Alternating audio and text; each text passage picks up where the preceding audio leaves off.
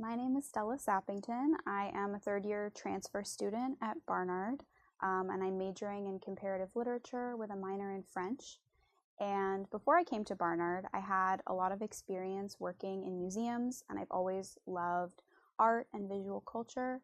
And I also had experience in college journalism because I've always loved to write and edit.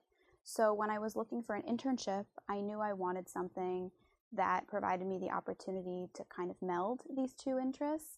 And that's why I was really excited about becoming an intern at the Met in their publications and editorial department, where I've been exposed to artwork, but I've also had the chance to learn some concrete copy editing skills and to learn about how the publications world works and how the process of developing a publications catalog happens from start to finish.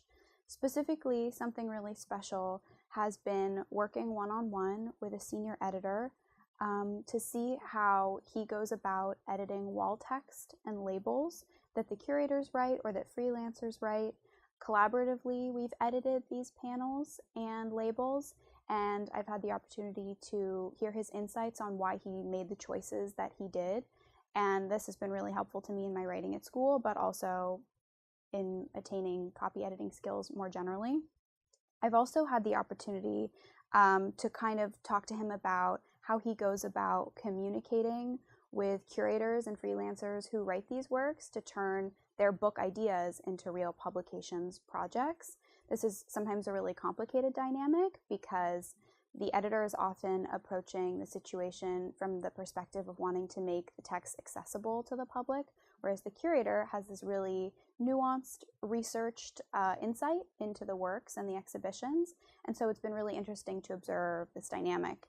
And I think a beautiful and productive dynamic among different departments is characteristic of the Met in general. It is a really large institution that I feel lucky to have had the opportunity to bear witness to because it is so large, and also because it's encyclopedic, meaning that they archive and catalog their extensive collection and all of their publications projects, making these resources available to scholars and to the public.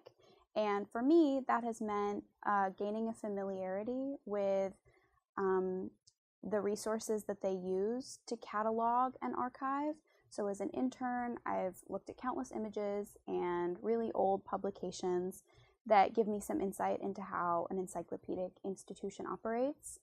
But I've also had the opportunity to work a little bit more closely within different departments outside of my own, outside of the editorial department. And this has taken place in the form of conversations with people working in departments as diverse as exhibition design and fundraising and executing years-long exhibition schedules, public relations people, and also people who conserve really ancient works. And I think often museum goers don't really get to see all of these lines of work when they visit a museum. And so not only has this given me a deeper appreciation for museum studies, but it has also kind of exposed me to professions that I really didn't know existed before I joined the Met. And I think ultimately, conversations with these people in these really diverse fields of work have given me a sense of freedom following my internship, that I don't necessarily have to direct my thinking towards a singular goal, but rather reflecting on these conversations that many people's routes toward their profession are very circular and winding, and that doesn't mean that they aren't fulfilled when they arrive.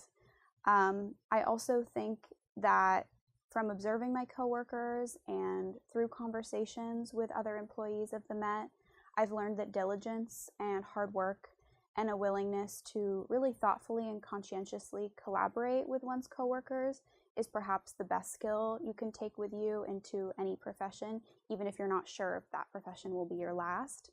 And I want to end by saying that I encourage people to visit the Met and other museums in the city as well, of course.